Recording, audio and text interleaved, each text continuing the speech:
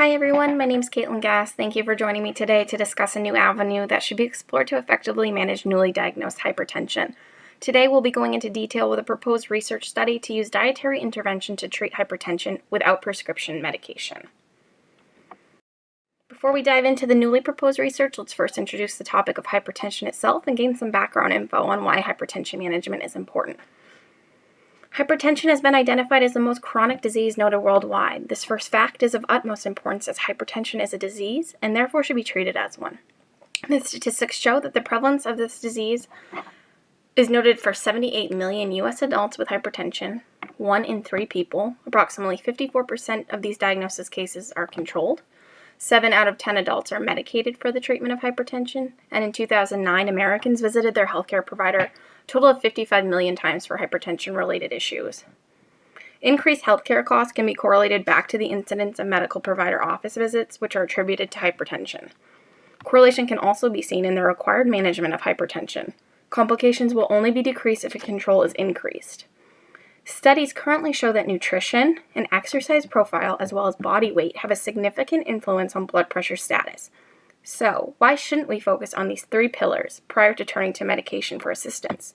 Our first step should be, in turn, to review the ADA recommended DASH diet, which is high in intake of fruits, vegetables, fish, nuts, and low-fat dairy, with an emphasis on decrease of total fat, specifically saturated fat.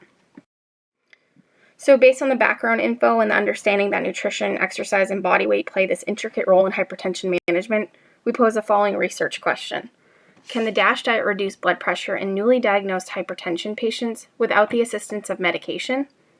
Specifically here for this study, we're going to be placing our focus on the first stage of hypertension, which is 130 to 139 over 80 to 89 as a blood pressure reading. The goal is going to be to reduce blood pressure to the normal range, which is noted on this chart here from the American Heart Association. Before we jump into the study itself, let's examine some key points found in the scholarship on hypertension and hypertension management. The focus of the literature used in the creation of this proposed research falls into 3 main groups: relation to body weight and BMI, reduction of risk factors, and lifestyle modification maintenance. Review of prior clinical trials noted DASH diet is associated with weight loss as a whole, and that weight loss is then associated with a loss of blood pressure. Increased results in the overweight and obese population were found. Randomized control trial noted that the DASH diet provided a high intake of protective nutrients. Vitamins such as potassium, calcium, and magnesium were found in high levels, which in turn were related to blood pressure improvements. A clinical feeding trial shows an analysis of varying amounts of sodium within the DASH diet versus an unchanged diet or controlled diet was used to mimic the actual intake of typical sodium levels in the individual American. It showed blood pressure reduction and showed that the DASH diet was much more palatable than once thought. It's something that could be used in the long term and create longevity of hypertension management. Synergy is the word that describes the relationship between foods and nutrients as a whole and is a perfect word to describe the DASH diet. The foods and nutrients included in the DASH diet work together as a whole to promote protectivity over the body, reducing body weight and in turn reducing blood pressure. Based on this available literature and the concept of synergy, the hypothesis for the outcome of this research is that the DASH diet will effectively lower blood pressure in stage 1 hypertension without medication. Now let's tie the background in this literature together with the proposed study.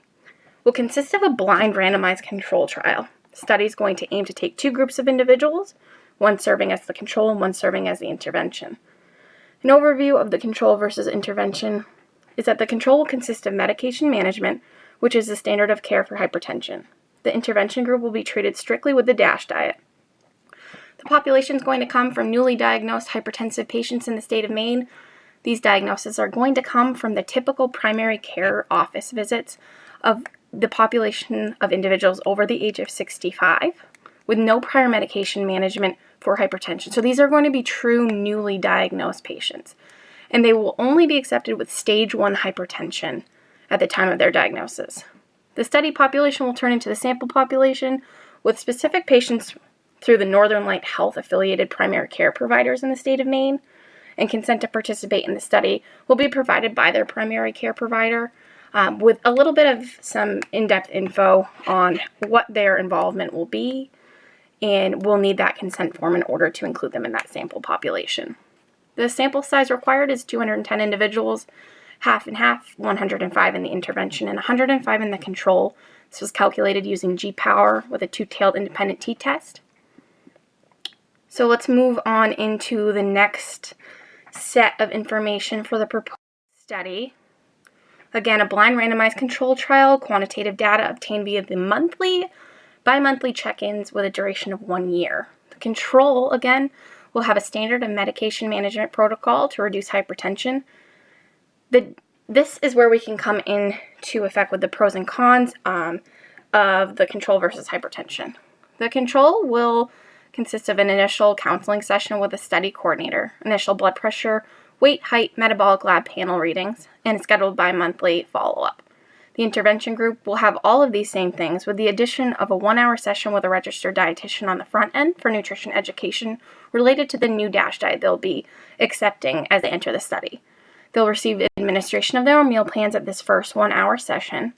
They'll receive follow-up and troubleshooting contact info, and they'll receive 4 weeks of meal plans with breakfast, lunch, dinner, and 2 snacks that they can mix and match throughout the 1-year course of this study. They'll also receive itemized grocery lists so that it'll make shopping much easier for them. Their DASH diet will consist of a 1,500 milligram sodium restriction daily, and this will all be included in the meal plan and grocery list.